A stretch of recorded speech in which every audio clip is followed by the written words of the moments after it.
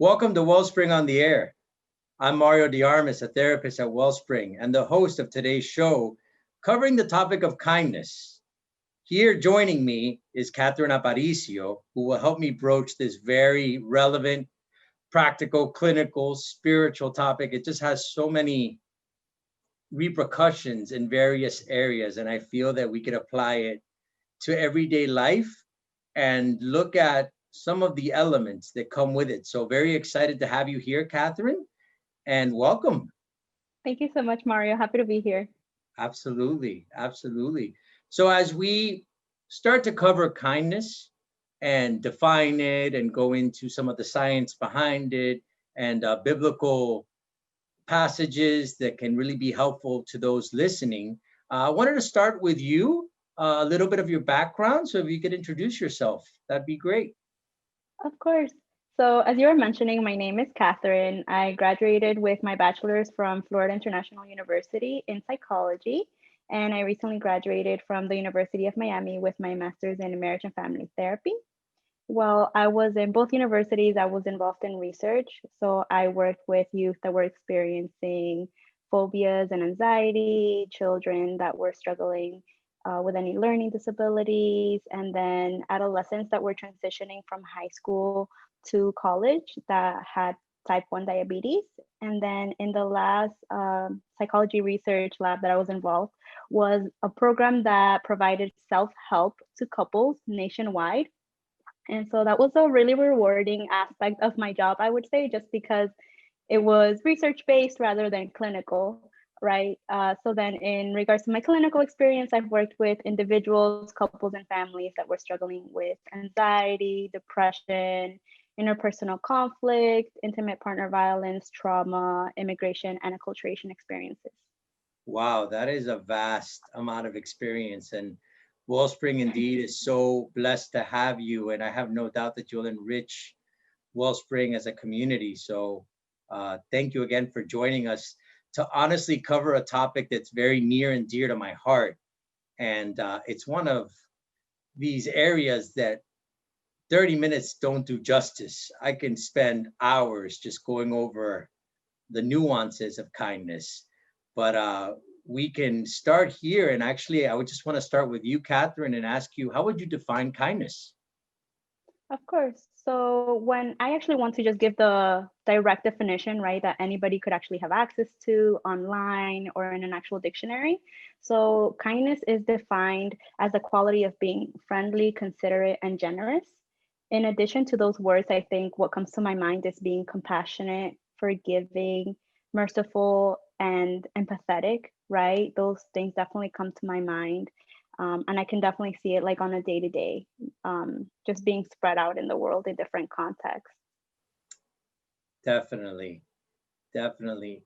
I find myself oftentimes uh, invigorated by those who extend kindness towards me.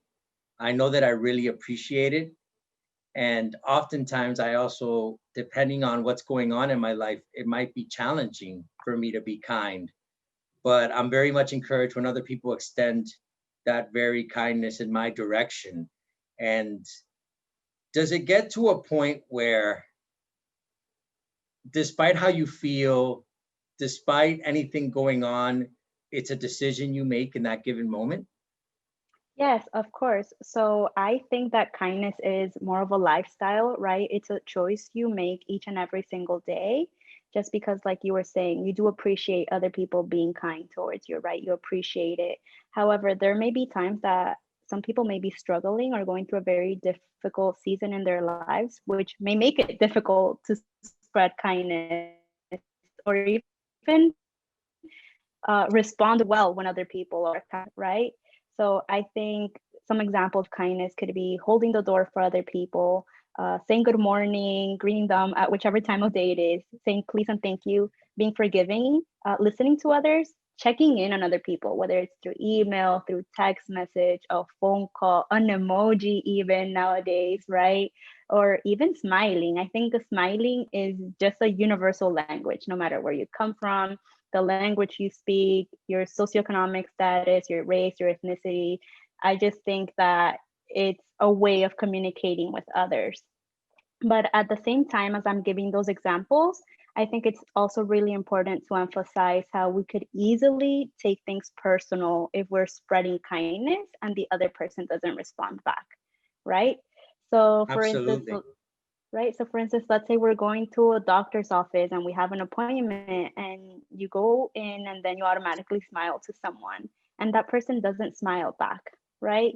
And then you potentially greet them. Maybe you're going to sit nearby and they still don't say anything back. I think it's really important to consider that not only may that person be going through something in their life, but also that person may not have their sight, right? That person may not be able to hear, or that person may be struggling with depression or anxiety, right? And those are things that we can't know, especially if we don't know the person. And I just think it's really important for us to be mindful of those things. 100%. And two things that stood out to me was one of the signs or manifestations of kindness being listening. It's incredible because we oftentimes do and smile, all beautiful, all necessary. But how many people just want to know that someone's hearing them and they have something to share or vent or a point of view that if you just show your absolute attention and they could see that it's coming from a sincere place, that's an act of kindness. So Yes. also having that sensitivity to what someone needs at that moment and really being selfless. And Christ obviously embodies that in so many different ways. And we underestimate the power of being present to somebody. But Yes. since I could tell you for my own, daily routine, I'm always in a hurry. So as someone's talking to me, I feel hooked and I'm already gesturing that I'm going somewhere else. So I'm not giving that person my undivided attention. But when I link it to kindness and how that can benefit someone else, then it's an incentive to do that. Then the other Yes. part would be knowing that somebody else might not be reciprocating because they're in their own difficult place. We're so wrapped in our own challenges, trials, and tribulations, we forget that others are facing similar foes. So Hmm. I always tell this story because I honestly find it a little irksome. I like to go to La Carreta. It's like one of those staples in Miami. And I like to go to Sergio's and any places with what we call a ventanita in Miami. They'll sell cafecito, croquetas, all the staples of the Cuban food I love.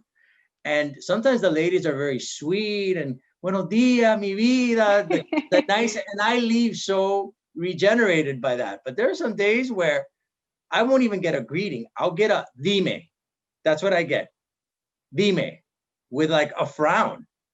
And all I'm thinking is, what's wrong with this person? Without necessarily probing deeper and understanding that that person has their own story. Because in that particular moment, I'm just annoyed by the fact that they didn't return the smile. So Yes.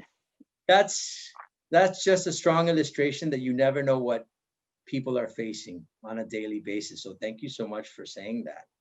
Of Can you think course. can you think of any other example of kindness that just plays out on a daily basis? I think, for instance, like I said, just checking in on each other, being intentional. I think that's a huge part of being Definitely. kind, being intentional. And that definitely us, like you were mentioning, right? Sometimes we may be reactive right away at that very moment. And we may not be aware that we're not giving them that space to be themselves because they may be going through something in their personal lives. So let's say right away at that moment, you cannot acknowledge maybe we were rude or we were too serious, right? We didn't treat them the way we anticipated. Being kind towards ourselves too, understanding that we are human beings, right? And we're always changing and growing. So it definitely takes time. So I know that we focused a lot on being kindness towards others, right? Incorporating these acts of kindness on a day to day basis. But I think it's also important that the same way we can be compassionate, thoughtful, empathetic, forgiving towards other people, we should apply those things towards ourselves too, right? Because how can we pour onto other people from an empty cup? 100%. Truth be told, being kind is not for our own sake when it comes to extending it towards others, right? So why am I kind to someone else?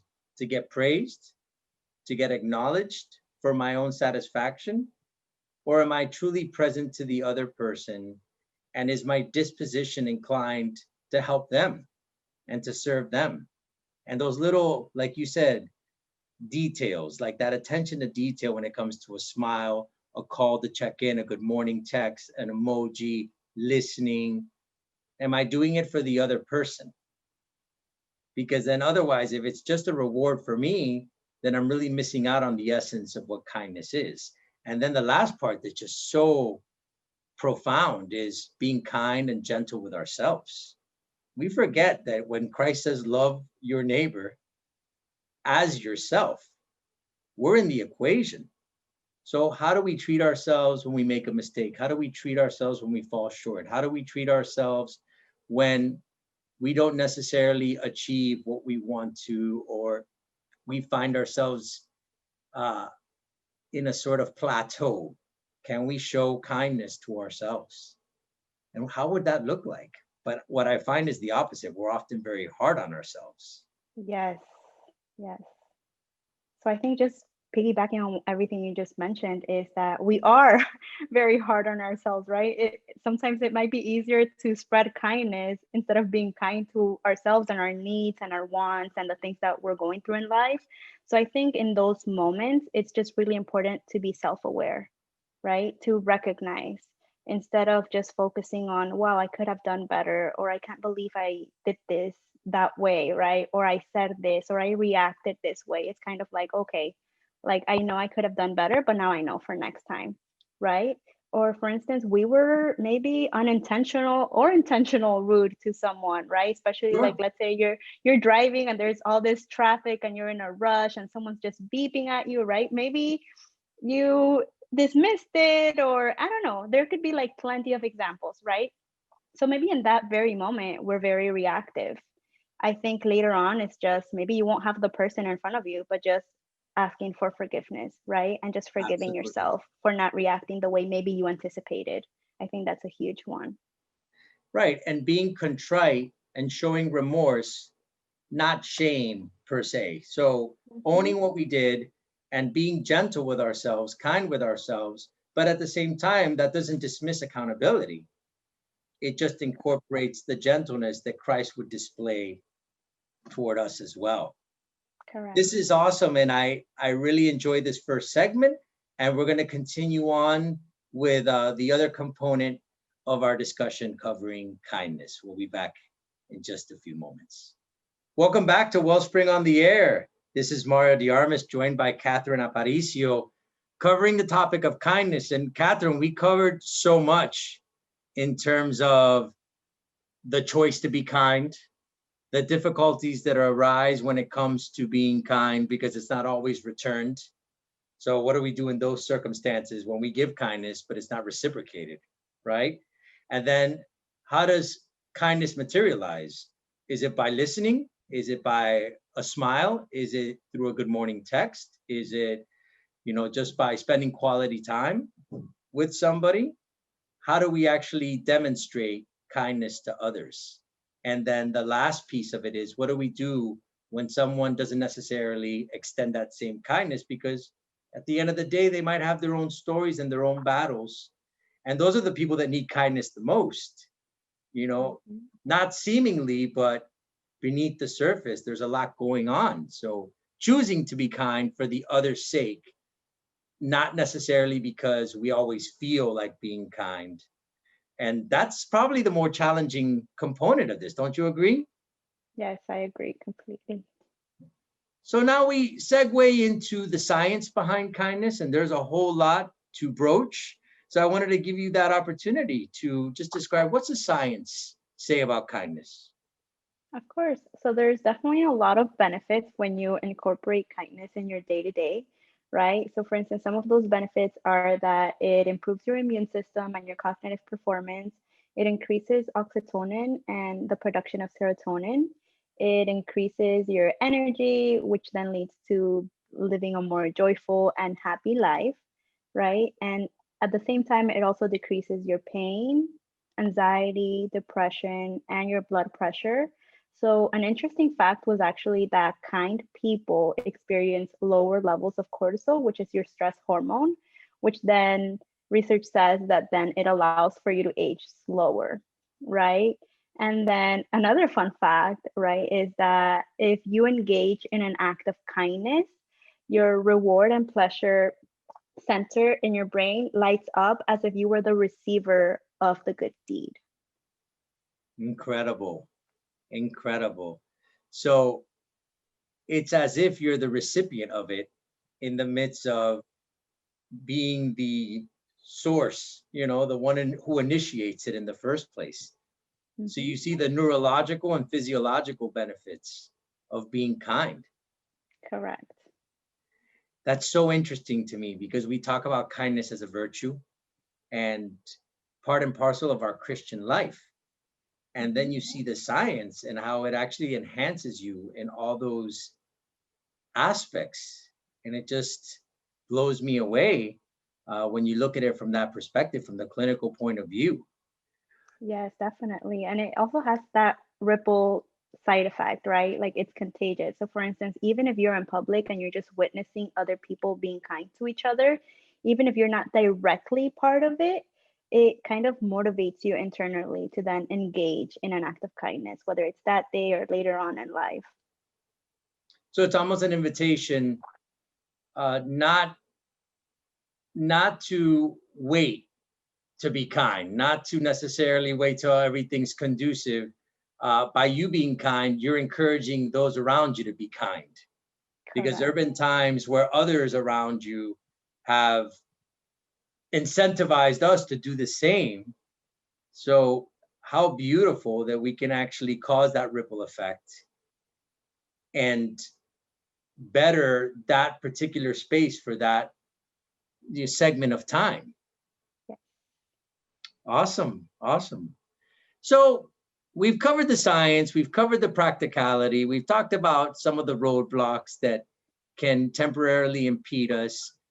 When we get into scripture, what is basically the heart of it, the foundation? Like, what does the Bible say about being kind?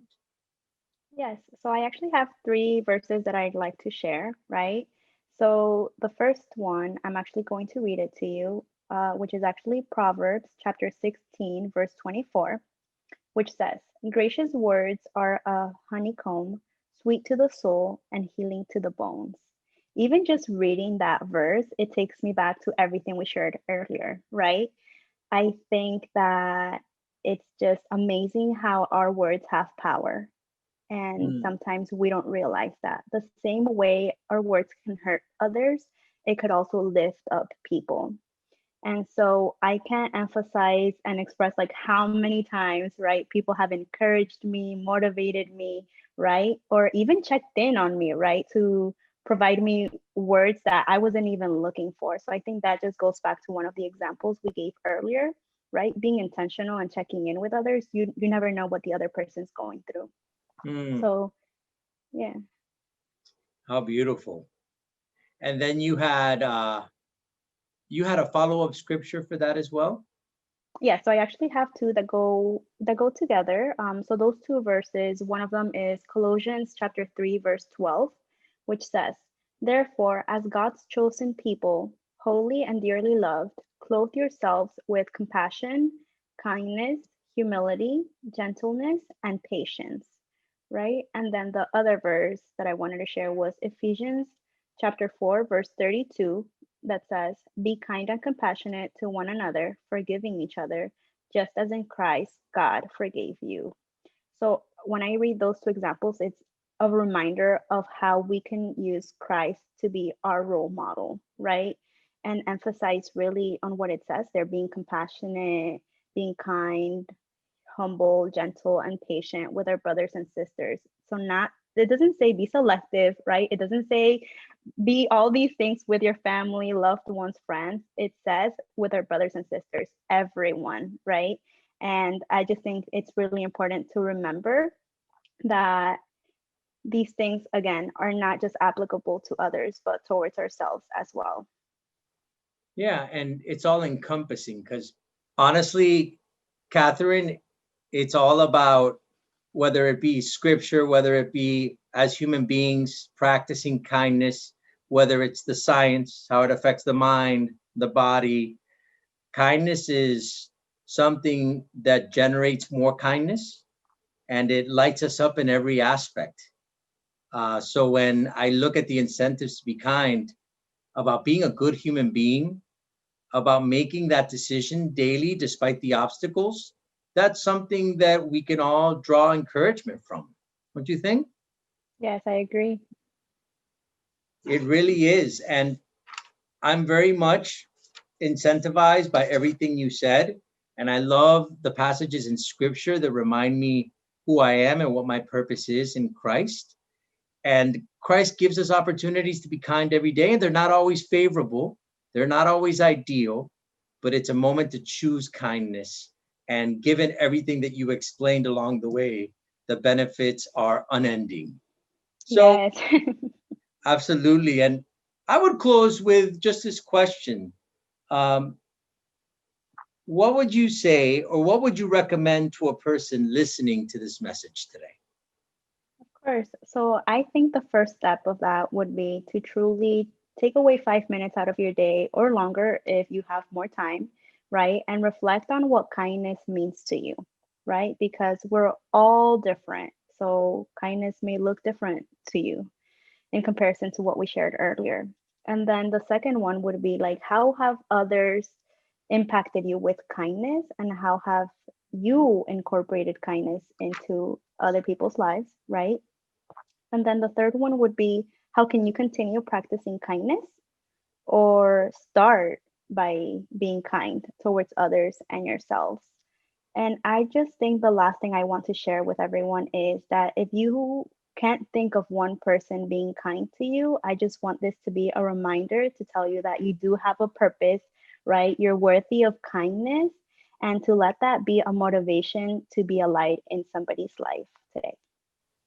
Beautifully said, Catherine. And thank you so much for joining us. Uh, we've come to the end of our show. And again, if you joined this program midstream, you could find this show and others on podcast at Wellspring on the Air, on our blog on wellspringmiami.org. The title of today's show again was Kindness, joined by Katherine Aparicio. My name is Mario de Armas. It's time to once again end. And this is Mario and Katherine with Wellspring on the Air, because hearts and minds matter.